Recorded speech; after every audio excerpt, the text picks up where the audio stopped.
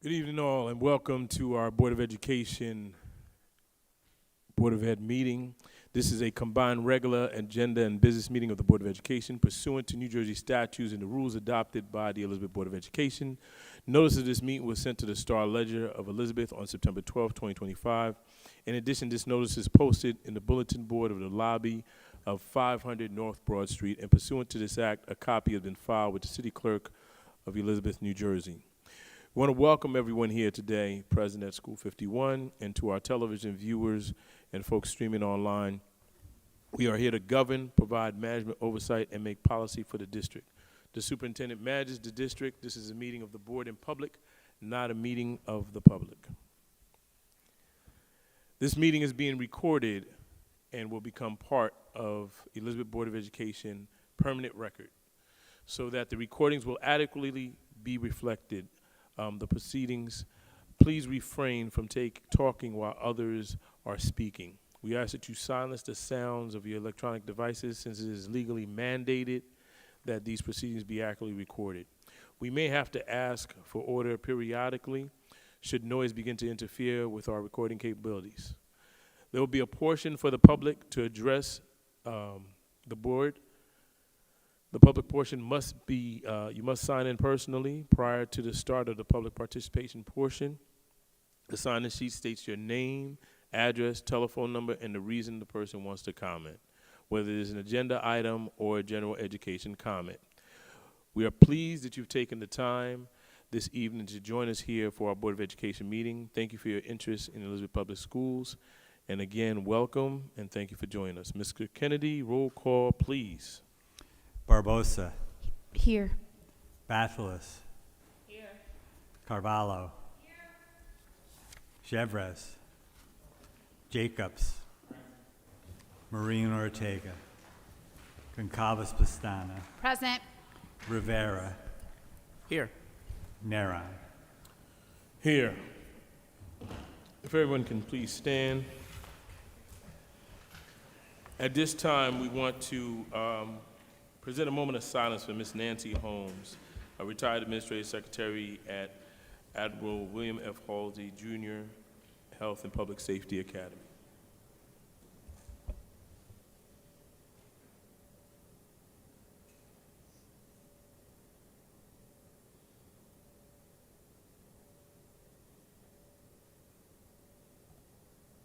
Our prayers and thoughts to her family. At this time, please welcome the Admiral William F. Halsey Health and Public Safety Academy Junior ROTC for the presentation of colors.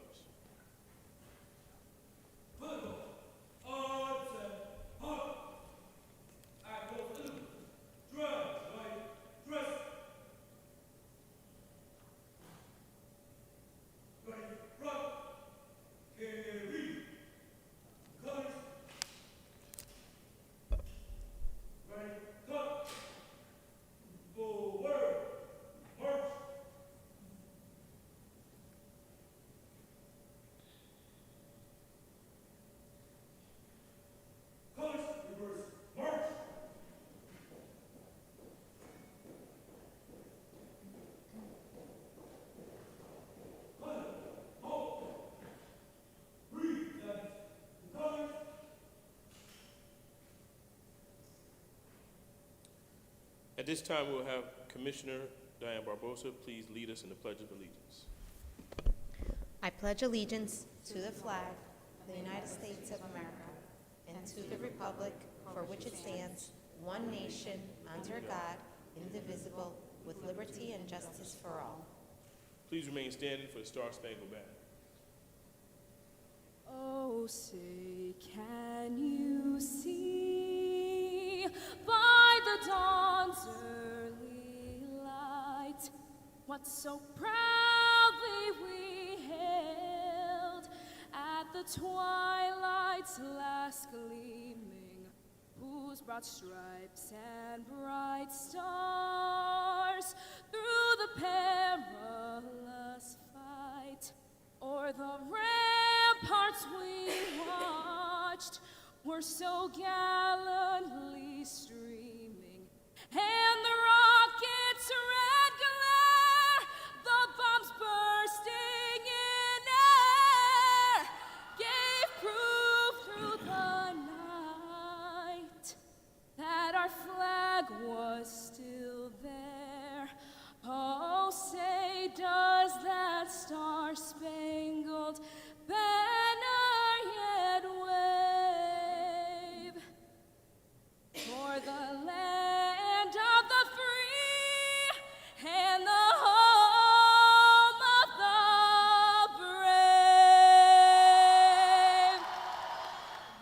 Thank you. Please remain standing for the Pledge of Ethics by our Commissioner, Charlene Baptist.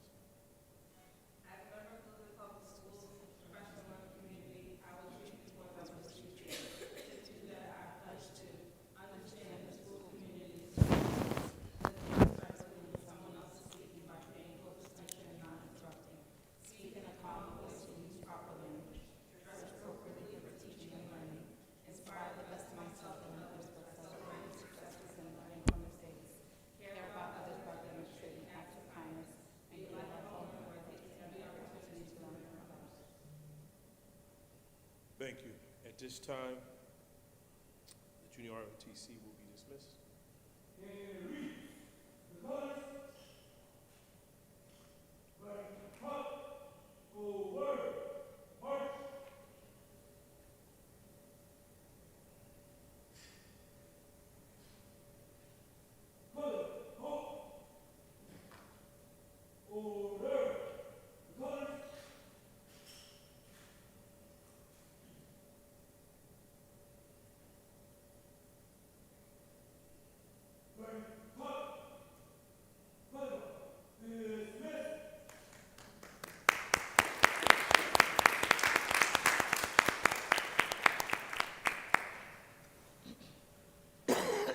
Thank you. You may be seated. All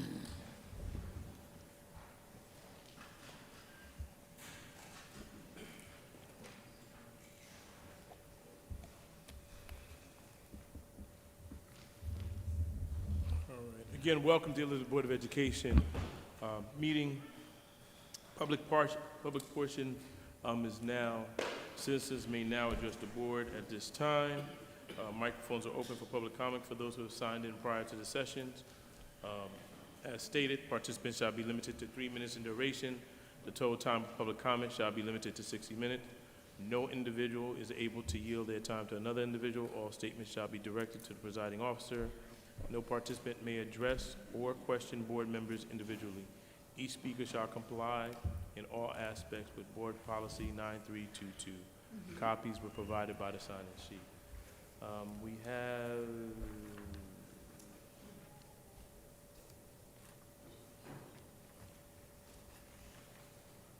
Ms. Christina Morera.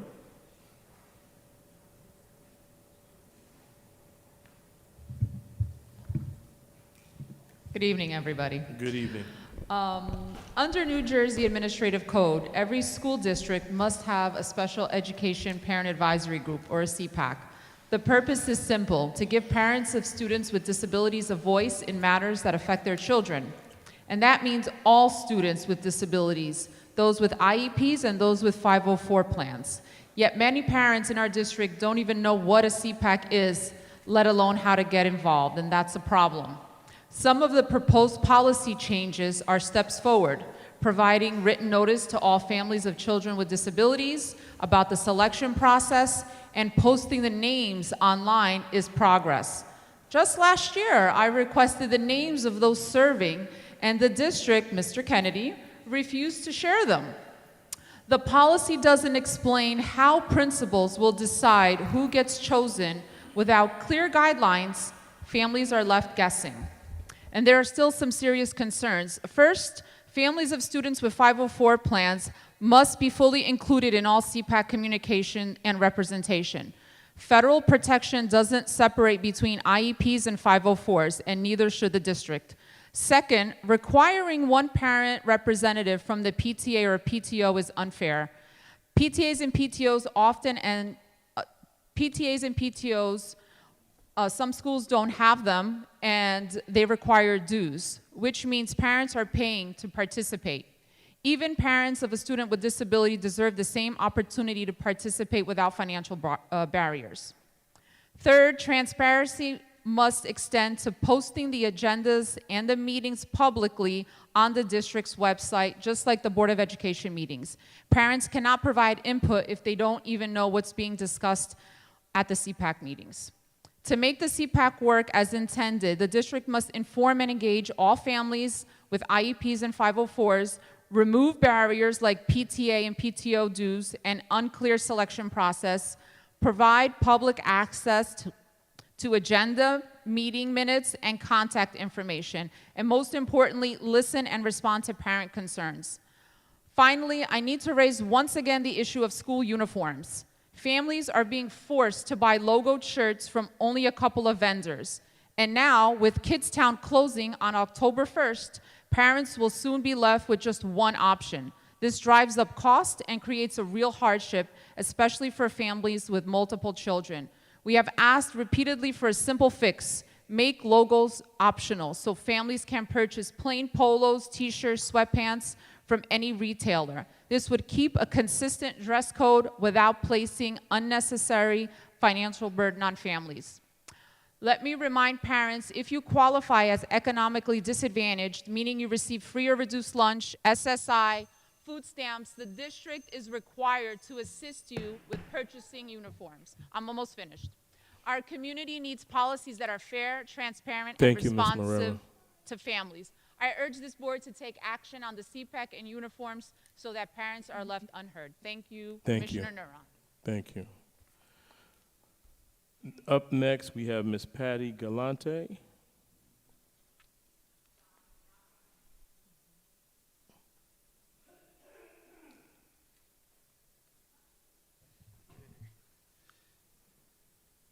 I feel like it's Old Home Week. Wow. Good evening, President Neron, Good evening.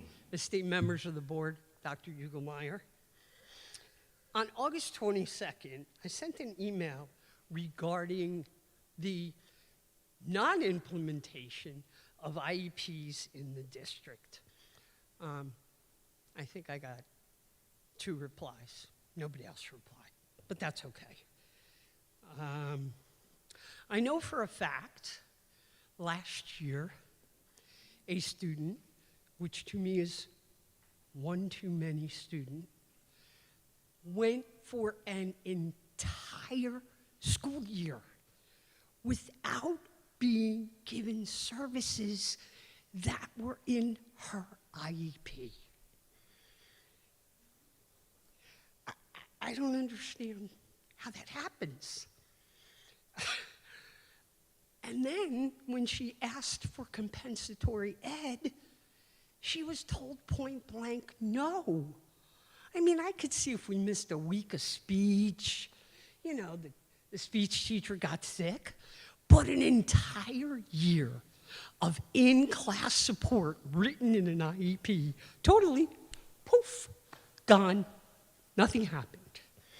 So, I've also talked to some teachers recently who told me that an administrator told the teachers that you no longer need to be special ed certified to deliver specifically designed instruction as outlined in IDEA, the federal law. That is not true. I hope they don't continue to think that. You must be certified in special ed to deliver specifically designed instruction. You can either go for your degree and immediately get the cert, or you can go for your degree and years later, after you've had some classroom experience, you can go for your special ed endorsement. But you cannot teach special ed unless you have that special ed endorsement, or you have currently applied and have been accepted to do that.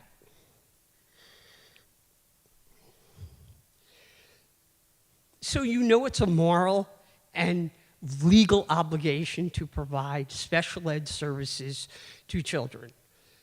They have federal rights and civil rights. Please don't deny those federal rights and civil rights to any child in this district. Again, Mr. Kennedy, my Oprah.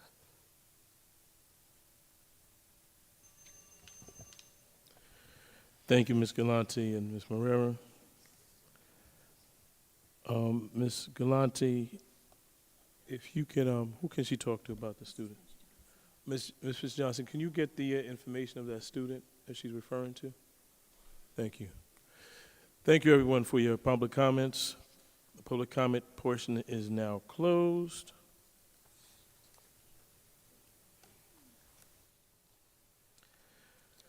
As we start off the new year, we just want to take a moment and just reflect on a really quick video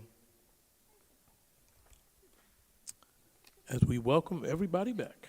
So feast your eyes on the screen.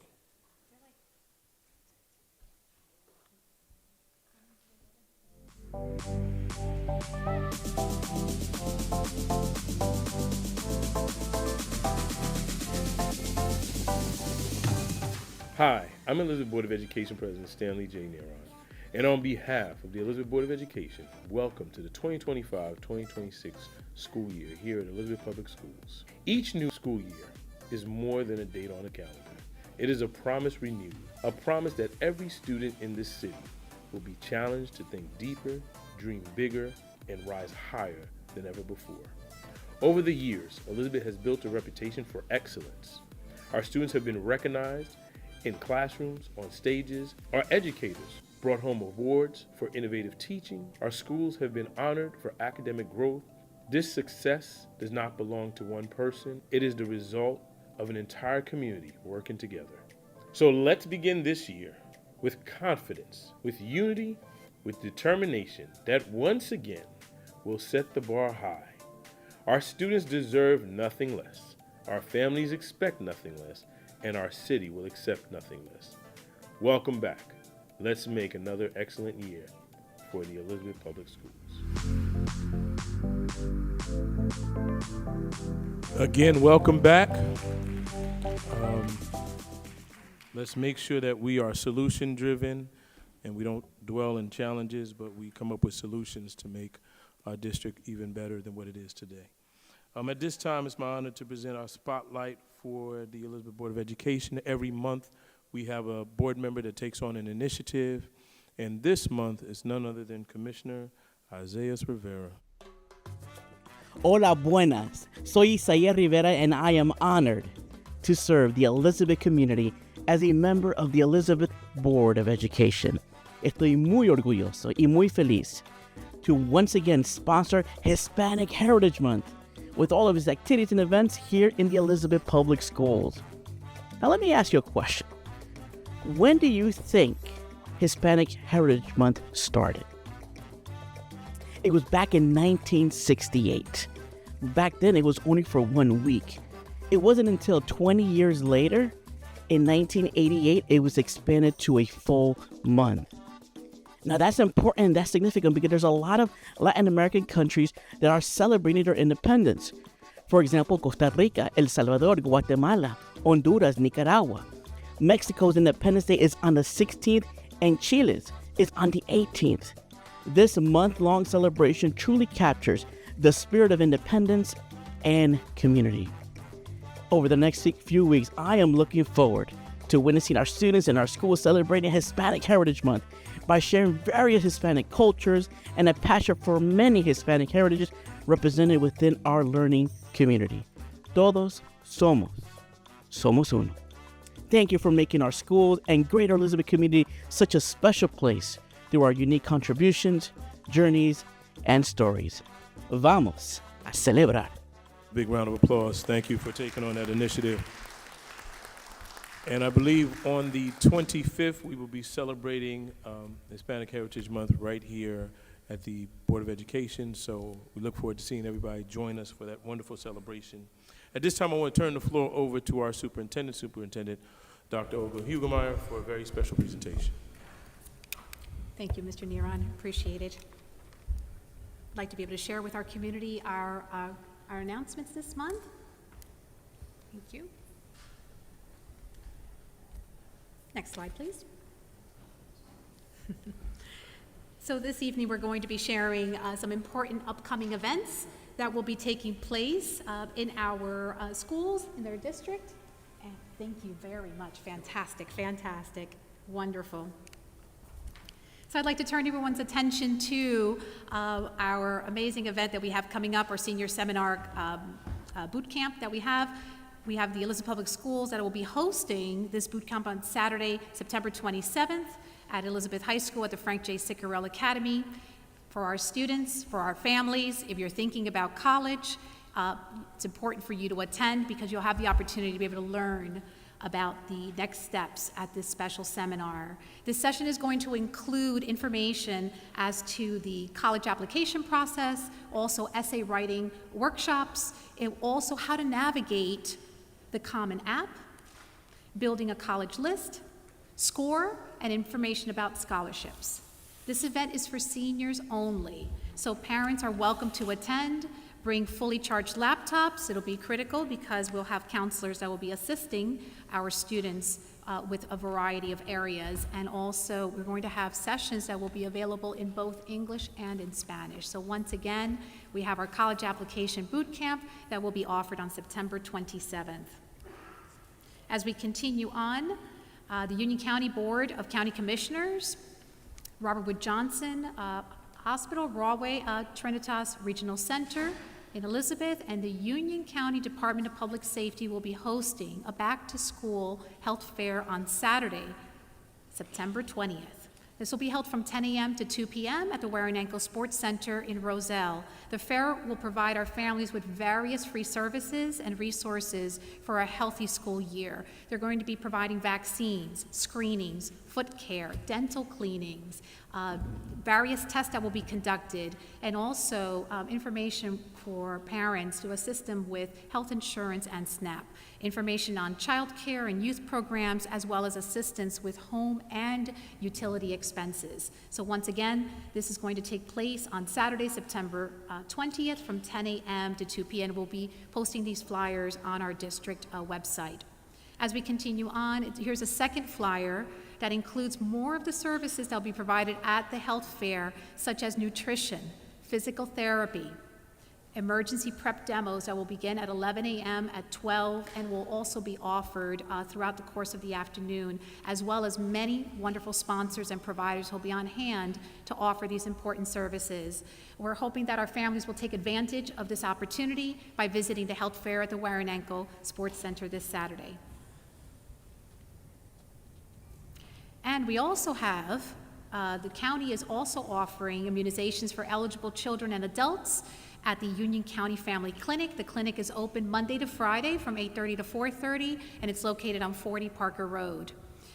For our families to be eligible, individuals must be uninsured, underinsured, or covered by Medicaid Plan A. You must also be a Union County resident and provide documentation which includes the birth certificate, parent's photo ID, as well as proof of your address. A school referral is also required. For more information, to pre-register, the information is on the flyer as to where you can call, and there's an email as well with regard to questions that you may have. You can certainly write your questions and submit them via email. And we now move to an update with regard to our student assessments. So this evening, we're going to have our Director of Research Evaluation and Assessment, Amy Gill, who will be providing the data as it pertains to the results of the spring 2025 performance. However, in late August, the New Jersey Department of Education announced that there would be a new assessment. It is called the NJSLA Adaptive Test, and this not only impacts the administration of the NJSLA, which is now a new test referred to as NJSLA Adaptive, but also the 11th grade assessment, which is referred to as the NJGPA, will now be a new exam as well, referred to as the NJGPA Adaptive.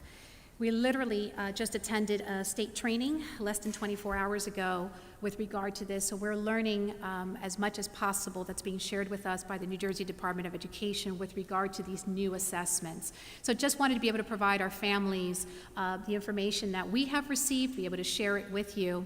A key feature of these assessments is their adaptive format, so as students are progressing through the test, future questions are determined based on their responses, creating a more personalized and appropriate experience for each learner. This approach can help reduce testing anxiety by presenting students with questions closer to their current level and encouraging confidence as well as the ability to focus. Adaptive assessments may also lead to more accurate results by measuring each student's performance with greater precision. And then we also wanted to be able to share with you that we were just notified few hours ago with regard to the fact that all schools in New Jersey will need to administer a field test this fall. The NJSLA and the NJGPA will be administered in grades 4 through 12. So as you can see on the screen before you, our high school students will be taking the NJSLA and as well as the NJGPA on October 28th, 29th, and 30th, and then grades 4 to 8 will be taking their exams on November 12th, 13th, and 14th. So this is referred to as a field test. It's an opportunity for the State Department and also the testing company to be able to gather data as to how students will respond to these items as they begin to build the spring assessment that will be administered in May. So this year, students will have to take standardized test assessments in the fall and then again in the spring.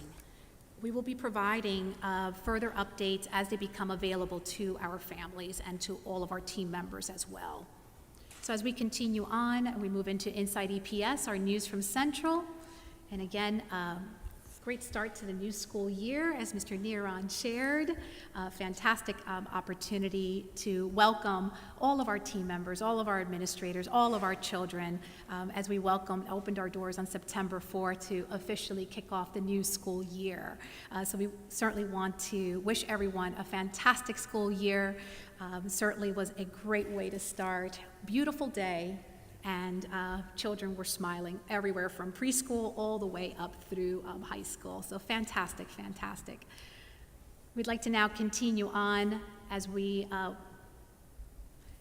acknowledge our administrators. We had an amazing welcome back on August 28th at school number 27, and it was a wonderful opportunity to begin by celebrating all of our administrators by the years of service in their profession, right? Number of years that they have served as teachers, as administrators, total years of service. It was wonderful. We also had some learning activities throughout the course of the morning, we also had a wonderful speaker, Dr. Ruben Lambert, who talked about mindful leadership, and great opportunity to be able to learn and grow together as we welcomed all of our district and school administrators.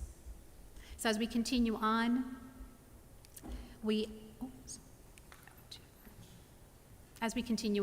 also had an amazing opportunity to welcome a delegation from Taiwan, a group of principals, as well as education department officials that came to visit school number 26. They had the opportunity to visit classrooms, to be able to have a roundtable discussion with our principal and vice principal and teachers, and to learn about the instruction that we provide. They also were very interested in meeting with our guidance counselors and social workers to have a better understanding of how it is we address social emotional learning. It was an incredibly moving day that we had, Mr. Neeron, amazing experience, and we certainly welcomed them back to our schools, and I think we received an invitation as well to conduct a visit. As we continue on, we also would like to be able to recognize that we had speaker Jordan Toma, who visited the Dunn Sports Center in order to welcome our teachers and inspire them with the message.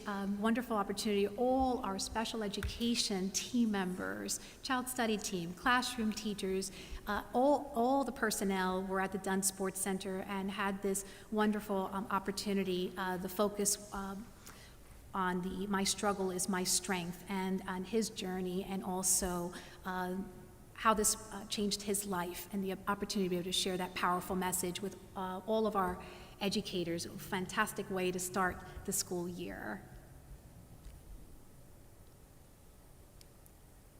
We also had a great opening with the International We Love You Foundation, which donated 202 backpacks to our children at the George Washington Academy School number 1. Amazing opportunity. Last year, the We Love You Foundation visited our district and supported our students at School 9 at the Jerome Dunn Academy. And this year, wonderful to have them return and volunteer their time and be able to donate backpacks full of school supplies. So amazing, amazing event.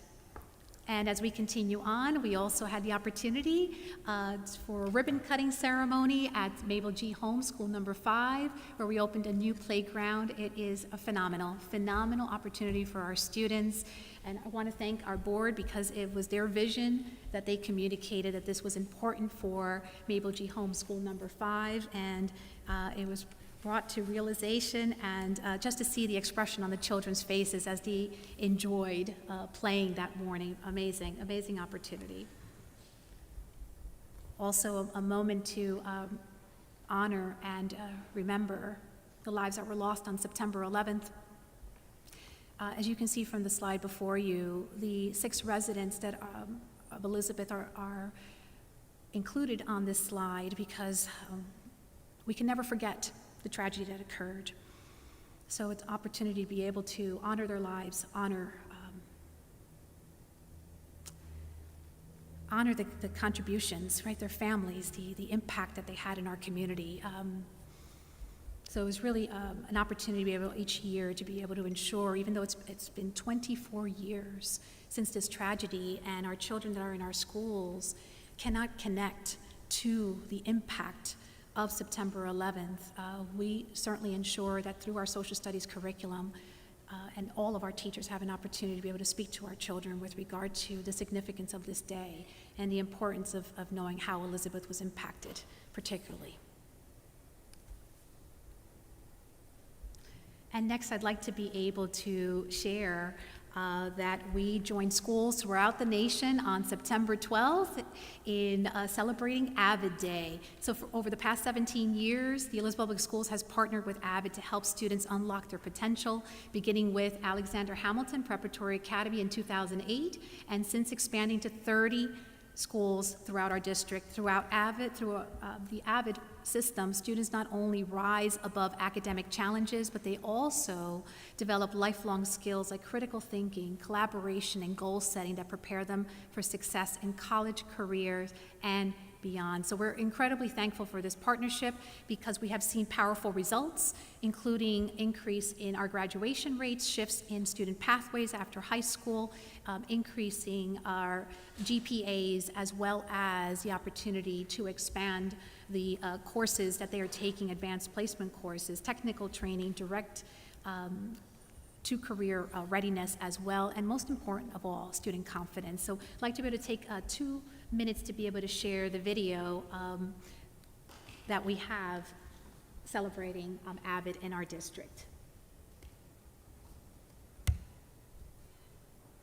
Because of AVID, I became an extrovert. Because of AVID, I have a better understanding of college applications and my priorities.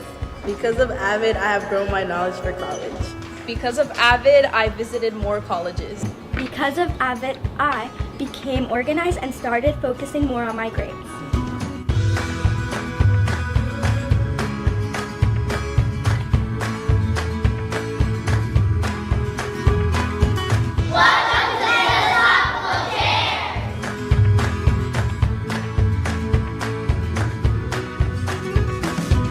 AVID has helped me through the college process due to my amazing AVID teacher who's guiding my classmates and I through every step of the way.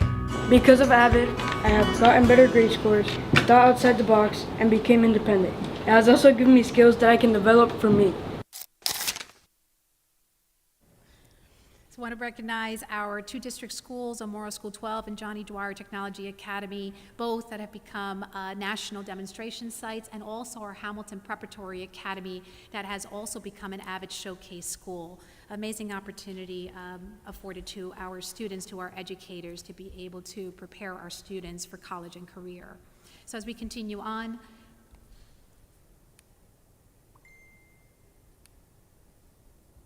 we turn to our Inside EPS, and as Mr. Neron, our board president, opened our meeting this evening with an acknowledgement that it is National Hispanic Heritage Month. Mr. Rivera as well, important message with regard to the significance of Hispanic Heritage Month, which is from September 15th through October 15th. And we also celebrate National Self-Care Awareness Month, which is also in September. And that concludes our community updates, and I would like to now turn my attention to our next presentation, which is the results of our NJSLA, from the spring administration, and our director, actually we're going to begin with the promised goals and our high school graduation pathways, and move into the NJSLA.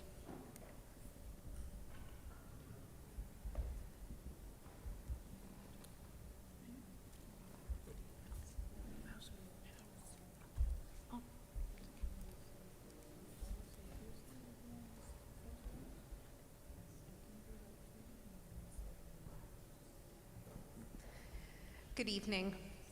Each year, we report on the achievement of our most recent graduating class, including our district's promise goals and our graduation rate and pathways. This year, we graduated 2,012 students from our 8 high schools. In our pursuit of excellence for all students, we have set a goal of 90% of our students graduating by taking at least one advanced placement course during their time in high school. 57.7% of students who graduated this year took at least one AP class while they were in high school in their 4 years. Another goal we have set for our students is to earn at least a 3.0 GPA. 58.8% of our students in the class of 2025 achieved that goal, and our average GPA for our graduating class was over 3.0, coming in at 3.143.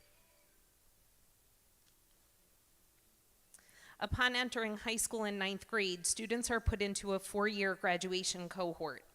Students who entered 9th grade in September of the 2021-2022 school year were placed in cohort 25 because they were expected to graduate within the 4 years to be considered on-time graduates.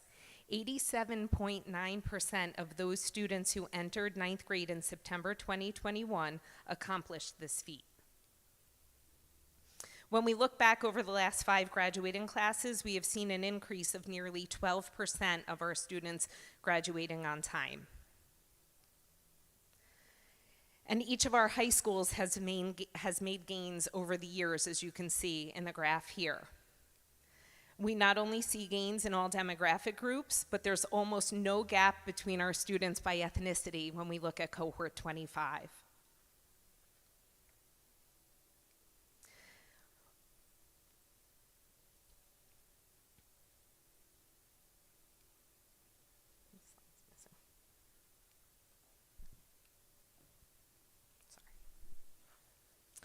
Our district had 2,184 students in cohort 25. 1,940 of them graduated this year. One requirement for a high school diploma is to pass the NJGPA assessment that Dr. Hugelmeyer mentioned earlier. Each year, the students take it for the first time in 11th grade, and then they have opportunities to retake the assessment if they don't pass either section. There are also substitute competency tests that can be utilized in exchange once they've taken the NJGPA if they do not have a passing score. So as you can see here, we had 1,504 students who actually passed the NJGPA in the ELA test, and just under 1,000 passed the math test. 25 students needed the substitute competency test for ELA. 238 students used a substitute assessment for mathematics. And then the final way to demonstrate proficiency is to complete a portfolio of prescribed work as an appeal to the New Jersey Department of Education. So we had just under 400 students use the appeal process for ELA, and just under 700 students use the appeal process for mathematics. Finally, some students with IEPs may have alternate assessment requirements in their IEPs. So in our cohort 2025, we had 1 student who used an alternate assessment criteria identified for them. And finally, we survey all of our graduates each year to learn of their plans for after they leave our district. So here you can see that nearly 80% of our students have chosen or are planning to attend college or a technical or a trade school, with an additional almost 5% planning to join the military or police or fire. Almost 4% planning to go to work, and just over 10% who have all of these options ahead of them and just have not decided by the time they left us what they were going to do. Each year, we also present our performance on various state assessments. So we're going to begin with the NJSLA. Federal and state regulations require all students to be assessed in elementary school, middle school, and high school beginning in grade 3. Students in grades 3 through 9 were administered the grade level assessment for English language arts. Students in grades 3 through 6 were administered the grade level assessment for mathematics. Students in grade 7 were administered the grade level assessment for mathematics or the Algebra 1 course, depending on the content that they were learning. And then students in grade 8 through high school were given the mathematics assessment in either Algebra 1, Geometry, or Algebra 2, again, depending on the course they were taking. When we look at our performance in mathematics, you can see the blue bars are our district, the green bars are the state performance. So you can see that our performance is lagging behind that of statewide averages. However, as we look deeper into the progress over the last 3 years, we can see that our performance is growing at a rate greater than the state's performance. So for example, here when we look at grade 3, over the last 3 years, our district performance has increased by 10.5%, where across the state, it's an increase of about 8%.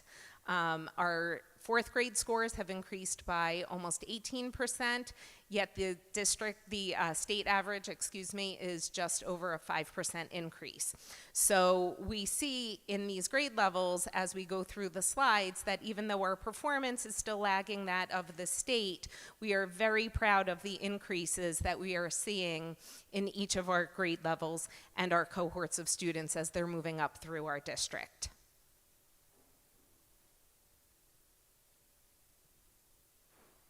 When we look at our demographic performance for math, this slide is a one-year view of the combined performance on all of our math assessments by each of our demographic groups. And we're going to look at the same slides now, but for English language arts.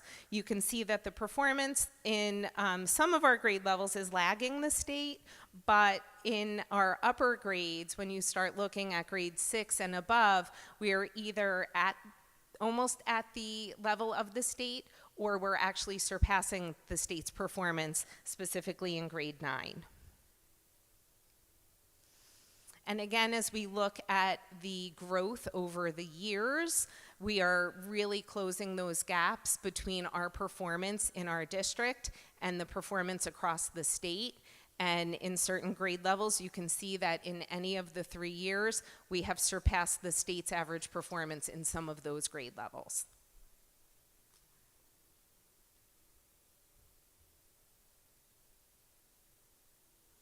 You can see with our grade 9 performance, we surpassed the state in 2 of the last 3 years.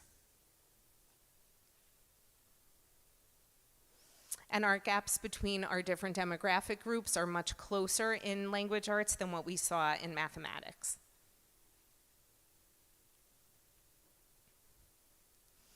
And next we look at our science. Students are assessed in science in grades 5, 8, and 11. Our performance in all 3 grade levels is about half of what the performance is across the state. Here you see the 3-year comparison for grades 5 and 8.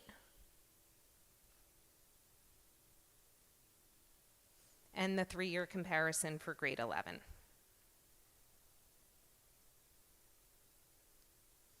And once again, we don't see very big gaps in the performance between our different demographic groups.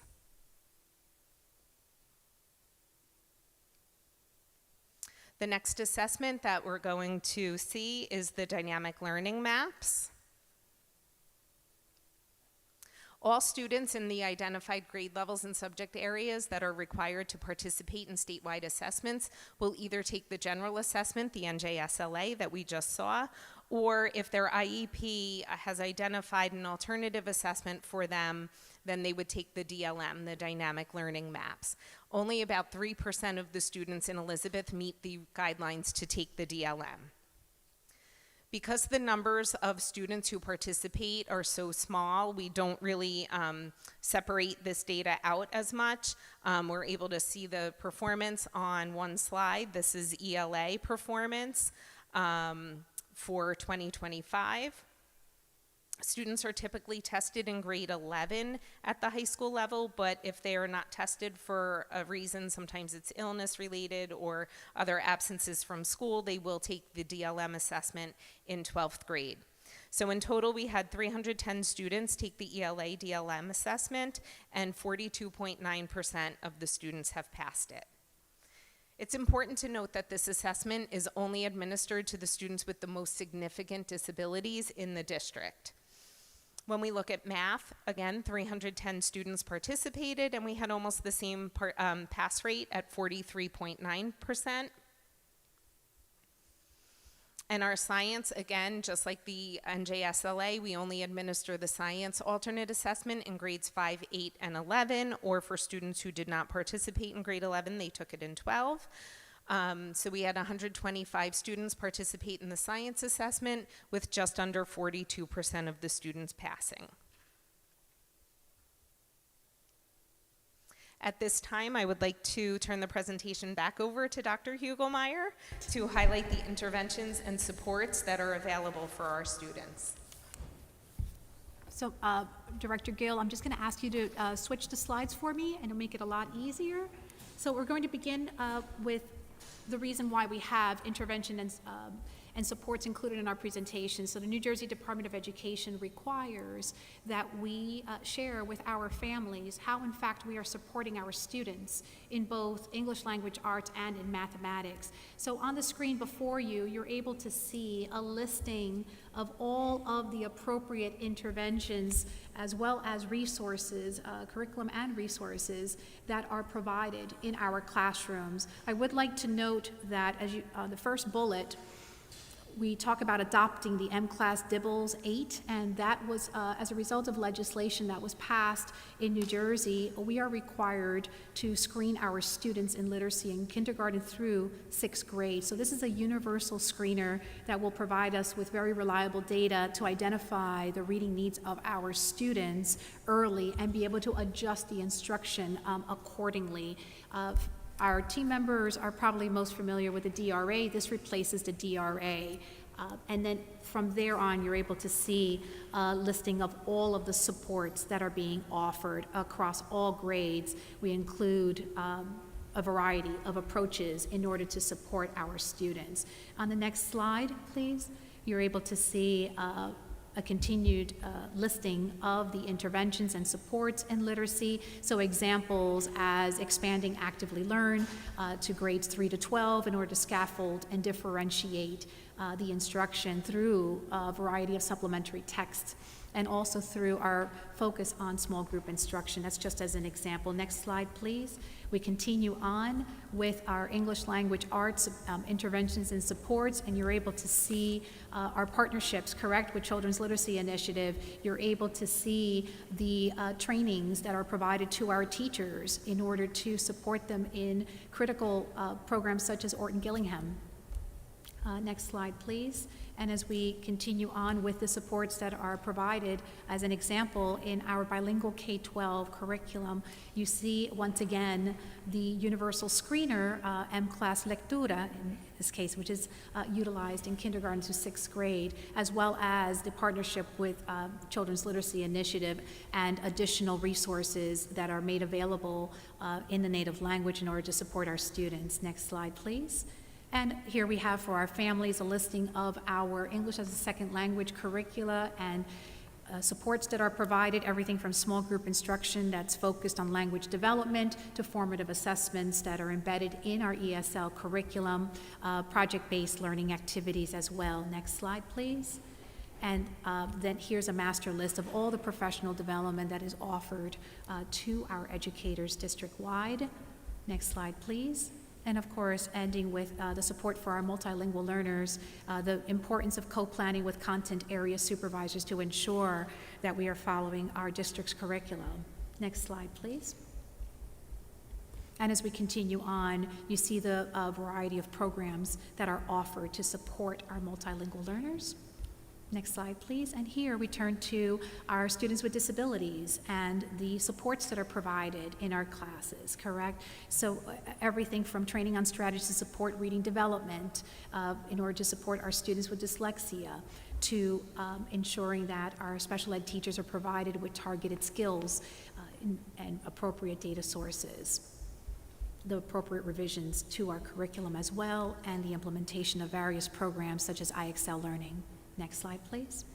And then we end with the professional development opportunities for our special education team members. And now you'll see a very similar approach when we look at the mathematics interventions and supports. All right, once again, beginning with the general education, a listing of all of the supports that are in place. Next slide, please.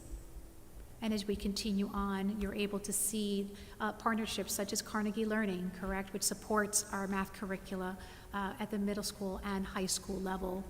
The expanded use of ST Math, kindergarten through 8th grade, Math Excel. Next slide, please. And as we continue, we leverage our instructional coaches with their expertise in particular content in order to support all classrooms. Next slide, please.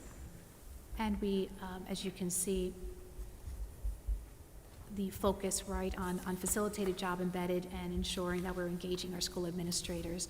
As we continue on with the supports for our multilingual learners, you see the curricular resources as well as the professional development that's listed on the screen. All of this information will be made available on our district website. I know we're moving a little quickly, so I do apologize, but I wanted to emphasize the categories in order to ensure we took a very comprehensive approach, not just curricular supports, but coupled with the professional development as well. The next slide, you're able to see the department support as well as the materials, and we are now on our student programs that are offered, whether it's summer school, whether it's after school, Saturday programs, a multitude of opportunities for our students to receive the reinforcement. And lastly, once again, we have our supports for our students with disabilities. As you can see here, everything from revisions to the curriculum, in aligning it to the Gen Ed curriculum, to ensuring the appropriate implementation of math programs to support our students, and then ending with the professional development for our teachers. And this concludes the presentation, so we certainly encourage, actually it does not conclude our presentation. We actually have a very exciting portion of our presentation, which is really celebrating the success of our children.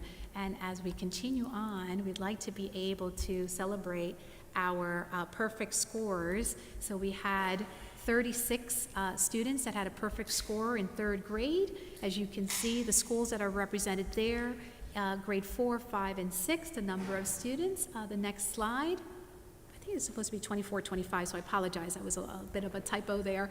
Our students in 7th grade, a total of 17 students across multiple schools. In 8th grade, we saw 17 perfect scores. In 9th grade, we saw 5. Next slide, please. And in 11th grade, we had a total of 91 perfect scores across multiple high school academies. So we celebrate the incredible success of our students, and we look forward to honoring them in person and and with their families as well. Fantastic, fantastic. That was just ELA. You're absolutely correct. We are moving on now to the mathematics portion. Thank you, Ms. Gill. We don't want to leave that data out. So we now have our math, 8 students in 3rd grade. We have then 4th, 5th, 6th, and Algebra 1, schools that are represented with our perfect scores. And as we move on, we have then 5th grade, and we have from 11th grade, we have 5 students that had a perfect score in mathematics. And then let's take a look at the total. And once again, my apologies, it should be 24, 25, total perfect scores. So here you can see the total number. So in ELA, we had 85 students in 16 schools with a perfect score on the NJSLA, 91 students with a perfect score across 7 high school academies on the NJ GPA for a total of 176 students in 18 different schools, and that is phenomenal. And in math, we had 16 students across 5 schools, and in science, 6 students in 3 schools. So our total perfect scores across 23 different schools is 107 students on the NJSLA, 91 on the NJGPA, 198 students with a perfect score both on NJSLA and NJGPA, which is incredible. And then we have listed also the students at the elementary level who had a perfect score both on NJSLA, ELA, and math, which is just truly something to celebrate. So congratulations to our children, and once again we look forward to celebrating, and a special thank you to all the hard work of all of our teachers, because without our teachers, our children would not be able to excel in this manner. So really very appreciative for being able to recognize this amazing product of our district. And that officially ends the presentation. Correct, Mrs. Gill? Thank you. Mr. Neron? Awesome. Let's give him another big round of applause for our perfect scores in that report. As I stated earlier, it's about being solution-driven and looking forward to working to improve where we need to improve and continually expanding on where we've done phenomenal. And we want to celebrate our young people and our students with a phenomenal celebration as we honor them for being perfect scorers, because that's not easy. But, you know, we have a great number of students who did phenomenal, and we want to make sure that they feel and they feel rewarded and understand the hard work does pay off.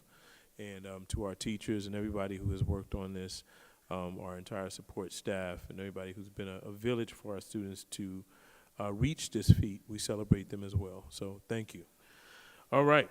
So as we move forward, at this time, Mr. President? Yes, sir. Thank Commissioner Jacobs. Thank you, Mr. President. I just would like to make a couple of comments. First, I'd like to thank Madam Superintendent and her staff for sending out this report early.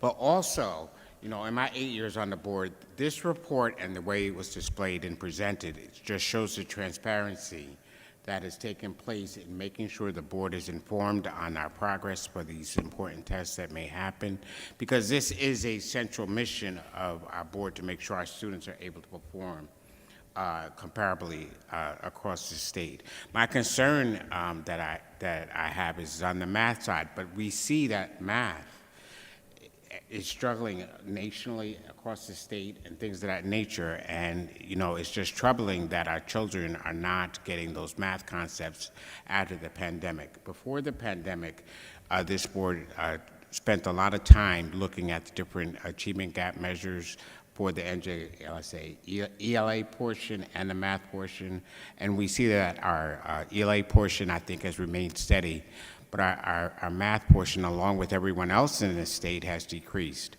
So that is a little concerning, I think, to all of us who sit in these seats, and making sure, how can we make sure that our children are best prepared as they move on into the future. But again, I do want to commend Madam Superintendent and along with their staff on this excellent report that shows the board and gives us the opportunity to see how well our students do. One last thing, I'd like to make a recommendation that in the past there used to be assemblies by school that celebrated all the students for their perfect scores. I think it's a wonderful idea that we have an assembly for all of our students here at one of our board meetings for their perfect scores, so that we celebrate the successes of our students in the district. Thank you, Mr. President. Thank you, Commissioner Jacobs. Actually, I'm happy you said that, because we are going to make sure that there is a pep rally and major celebration for our students. So thank you for echoing those thoughts, and great minds think alike. So it's a good thing. Any other commissioners? All right. Seeing none, hearing none, at this time we want to review the agenda. Again, thank you, Mr. Jacobs, for those comments. And again, thank you to our superintendent for your leadership. At this time, I want to review the agenda, Mr. Kennedy. Item on the agenda, 1A, official and private minutes of August 9th and August 21st, 2025, and 1B, treasurer's report. Are there any comments or concerns?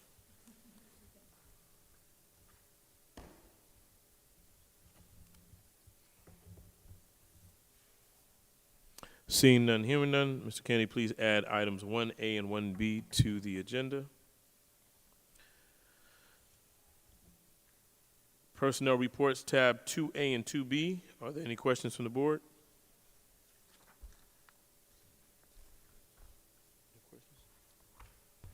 Vice Mr. President? My question is for Mr. Cuesta. When will we be able, for next meeting, to have a breakdown of all of the, not necessarily openings, but on the vacancies that we have for across the board? Are you talking about the vacancy report? So what exactly are we looking for? I always have the vacancy report. Well, how many math teachers were missing, how many science teachers were missing, so that we have a better understanding? Because we get all the complaints, and my child doesn't have a math teacher, or I don't have a science teacher, and then we harass you and the team asking these questions, and then we're told, yes, there is someone, or someone's being processed, just so that we have a better understanding of what's going on in October. Is that fair? Sure. Thank you. Mr. Kennedy, please add items 2A and 2B to the agenda. Item 3, tuition reports. Are there any questions from the board?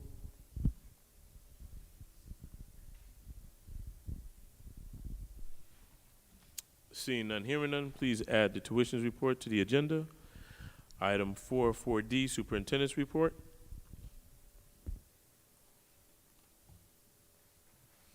Actually, that's 4 to 4D.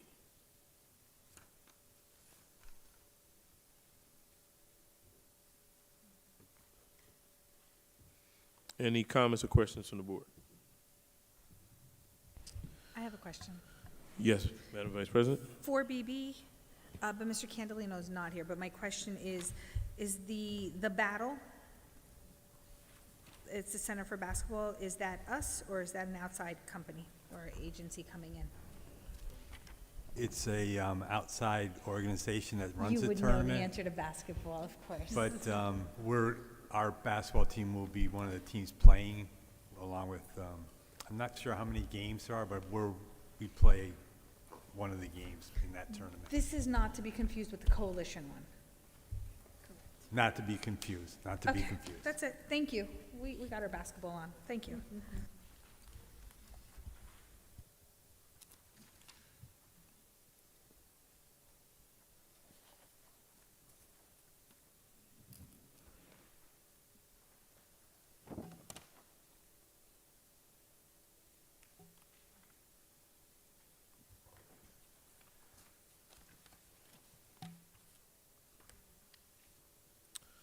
Okay, Mr. Kennedy, please add items 4 to 4D to the agenda, superintendent's report. 5A, authorizations report. Are there any questions from the board?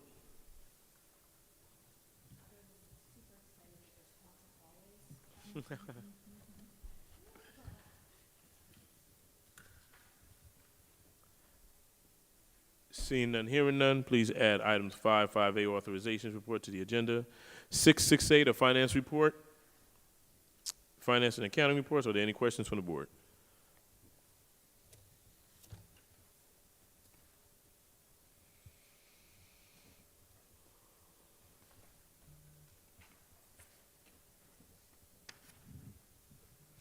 Seeing none, hearing none, please add item 6A to the agenda, finance and accounting report. Item 7, award of contracts.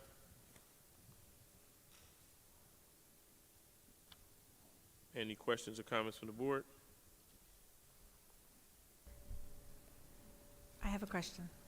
Yes, Madam Vice President? The page 1 of 7, Yes.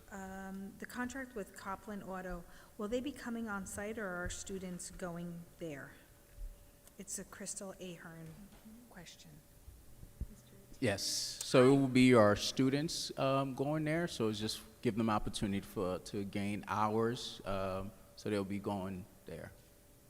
I'm excited to hear that, because for a very long time, they didn't go off-site, and everything had to happen in-house. So the fact that they're traveling and they're gonna be in a real mechanic shop and they're gonna get hands-on experience there brings it to a whole other level, so thank you. Thank you. It's not always bad.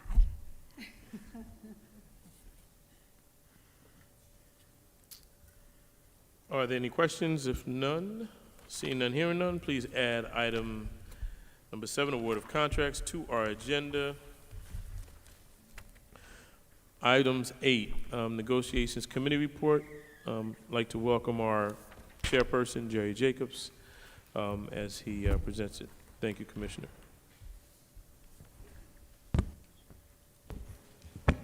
Thank you, Mr. Chairman. Please bear with me because I don't have my reading glasses on today.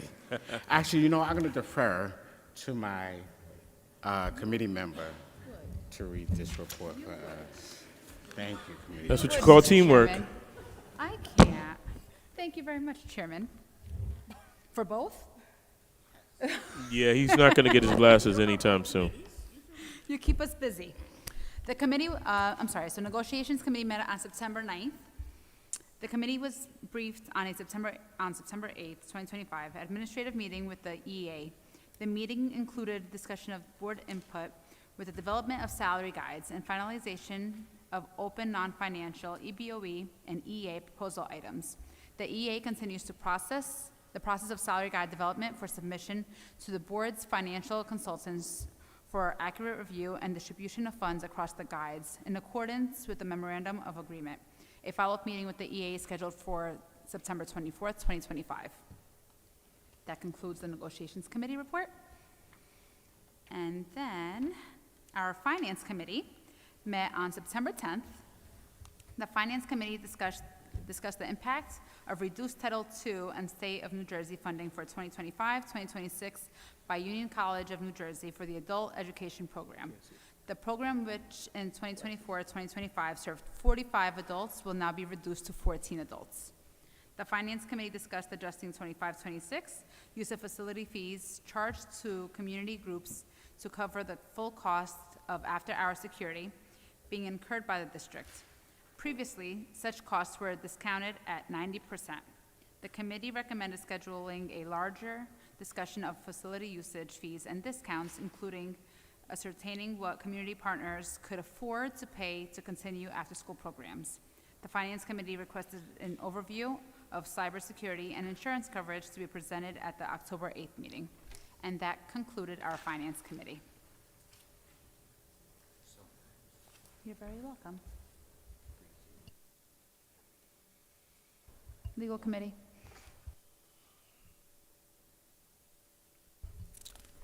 Thank you. The Legal Committee, the committee. Yes, I'm sorry.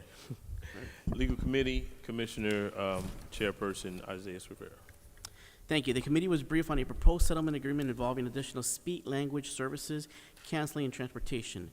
A resolution for adoption was recommended, and the committee asked for review and expansion of definitions of electronic devices contained in related board policy on technology use, and also suggested the use of artificial intelligence be included in the review as a related service to be ongoing negotiation meeting with the EEA. The superintendent briefed the committee on the revision to various job descriptions. The committee reviewed the CPAC policy to ensure it does not imply a fee for participation. An updated review of all legal matters with the district attorney will be scheduled for the next committee meeting on October 9th. Thank you. Thank you, Commissioner Rivera and Commissioner Jacobs and Commissioner Pestana for those reports. Special Education Committee, presented by our chairwoman, Ms. Eliana Shepard. Okay, a Special Ed Committee met on September 16. The Special Ed Committee reviewed the focus area of the 2025-2026 school year and discussed the timeline for several of the items. The agenda includes a discussion on the update for the beginning of the school year, including the current enrollment and the new registration. The Special Education Committee discussed the transition of the new director, including the introduction to all teacher and CST members at the full-day Professional Developmental Day held on September 3rd, and the recent launch of the new newsletter for the parents. The committee discussed the recent work conducted by the director that includes systematic improvement. Lastly, the committee was briefed on the recent EasyPath meeting that took place on September 15, including the review of the EasyPath mission to address systematic concerns that impact the majority of the identified ways to create positive change for a student. In addition, the CPAT bylaw were reviewed and topics of the interest were discussed. That concludes our report. Thank you, Commissioner Chavez. At this time, Mr. President? Yes. I have something to add to miscellaneous communications, if I could. Please do. Each year, the board confirms its code of ethics, and I'm going to have Mr. Mahan pass out the form, and we read the code of ethics that the board confirms. So if I could do that reading, I'll do that now. Members of the Board of Education recognize that they hold authority not as individuals, but as members of the board. In order to make a clear public statement of its philosophy of service to the students of the district, the board adopts this code of ethics. A, I will uphold and enforce all laws, state board rules and regulations, and court orders pertaining to schools. Desired changes should be brought about only through legal and ethical procedures. B, I will make decisions in terms of the educational welfare of children and will seek to develop and maintain public schools which meet the individual needs of all children, regardless of their ability, race, creed, sex, or social standing. C, I will confine my board action to policymaking, planning, and appraisal, and I will help to frame policies and plans only after the board has consulted those who will be affected by them. D, I will behave toward my fellow board members with respect, do their office, demonstrating courtesy, decorum, and fair play at all public meetings and in all public statements. E, I will refrain from inappropriate conduct in public meetings and in making public statements, refraining from any disparagement of my fellow board members or others on a personal, social, racial, or religious basis. F, I will carry out my responsibility not to administer the schools, but together with my fellow board members to see that they are well run. G, I will recognize that authority rests with the Board of Education and will make no personal promises nor take any private action which may compromise the board. H, I will refuse to surrender my independent judgment to special interests or partisan political groups or to use the schools for personal gain or for the gain of friends. I will hold confidential all matters pertaining to schools which, if disclosed, would needlessly injure individuals or the schools. But in all other matters, I will provide accurate information and in concert with my fellow board members, interpret to the staff the aspirations of the community for its schools. J, I will vote to appoint the best qualified personnel available after consideration of the recommendation of the chief school administrator.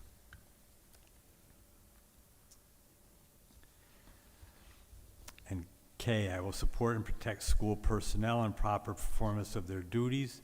And L, I will refer all complaints to the chief school administrator and will act on such complaints at public meetings only after failure of an administrative solution.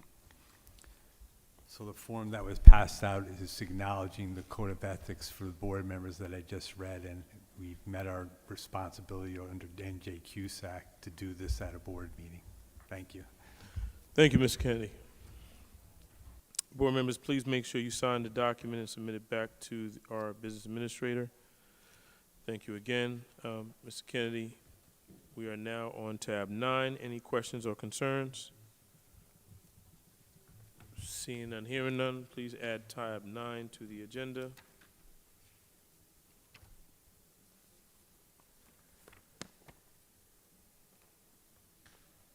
Tab 10 to 10P, resolutions. Are there any questions, comments, or concerns? Mr. President? Yes. I have a question on 10L, the grant for cool. What is that for? Mr. 10L? Milanes? Yes, 10L. The cool grant is from the New Jersey, the state of New Jersey, and it's for, if we participate, they pay up to 50% of the cost of the grant. So, like for example, if we are going to replace one of our chillers, Because of the age of the chiller, they have the old refrigerant. So now if we replace it with a new refrigerant, then it's 50%, the cost of that. So we have to come up with 50% of that. Thank you, Mr. Bolaños. Any comments or concerns? Seeing none, hearing none. Mr. Kennedy, please add resolutions 10 to 10P to the agenda.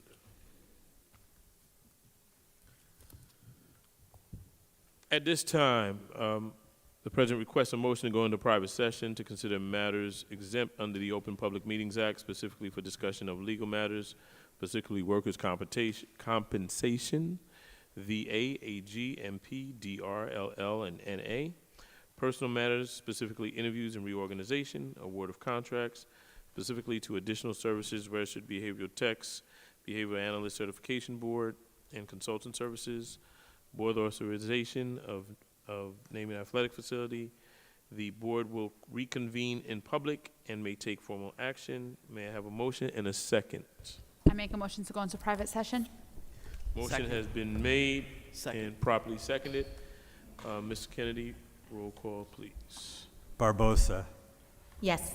Bathlis, Carvalho, Yes. Chevres, Yes. Jacobs, Goncalves Pestana, Yes. Rivera, Yes. Naron. Yes.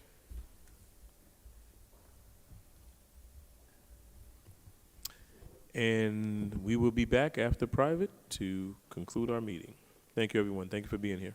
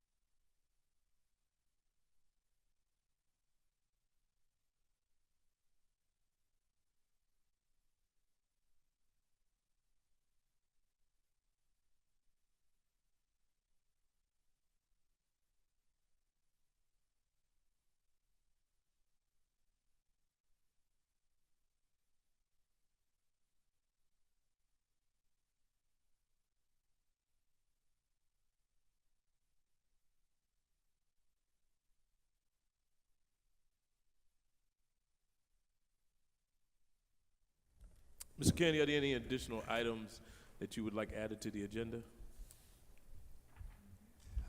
Before we do that, I think Olga, Dr. Hugelmeyer has the HIB report. I do. May I, Mr. President? Sure. Yes, thank you. Pursuant to Board Policy 5131.1, harassment, intimidation, and bullying, New Jersey Statute 18A:37, the results of each investigation shall be reported to the Board of Education no later than the date of the next board meeting following completion of the investigation, and include any services provided, training established, discipline imposed, other actions taken or recommended by the Chief School Administrator. Since our last Board of Education meeting on August 21st, 2025, and through September 9th, our Supervisor of Anti-Bullying has completed one HIB investigation. This investigation was founded for HIB as per New Jersey law, based on other distinguishing characteristics.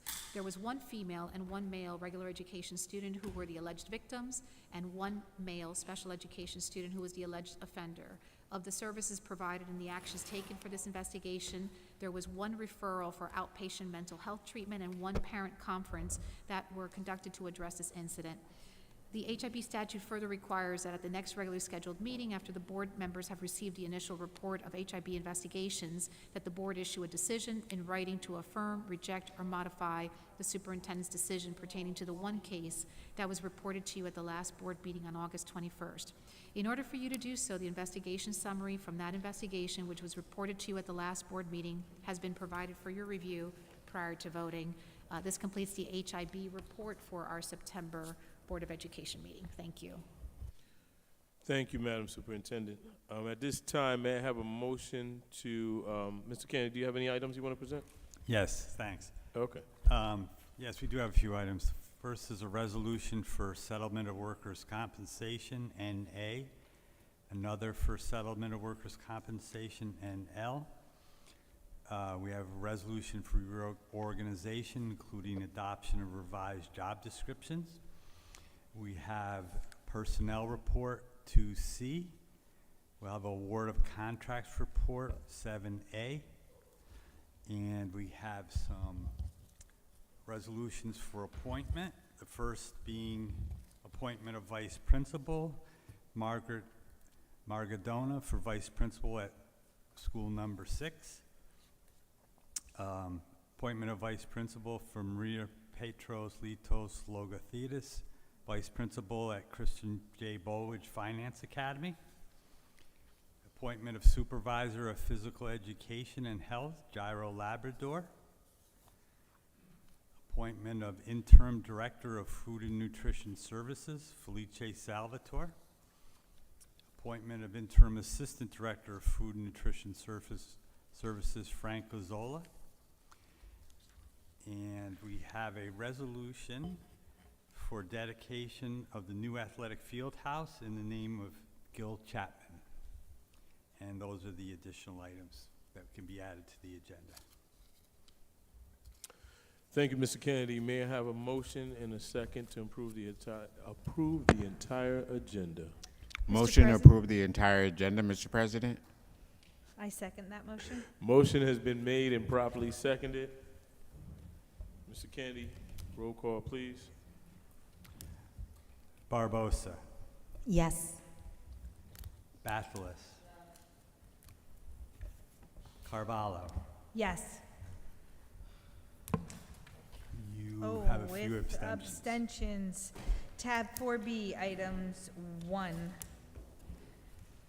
Tab 4B, item 2. Tab 4B, item 3. Tab 5, 2. And resolution number 10. Thank you. Chevres. Yes, with abstention, tab 7, page 3 and 4, for all provincial liens contracts. Thank you. Mr. Jacobs. Yes, congratulations. Marina Ortega. Yes. Goncalves Pestana. Yes, congratulations to all. And Mr. Rivera.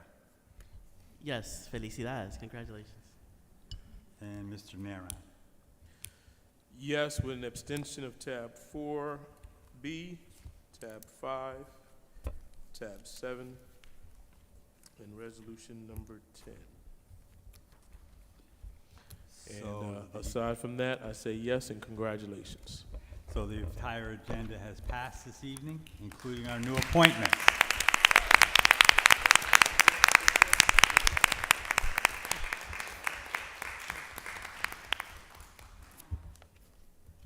Are there any comments and questions from the board? I know you're excited. Seeing none, hearing none, again, we want to wish everybody a wonderful new school year. Wish you all nothing but success.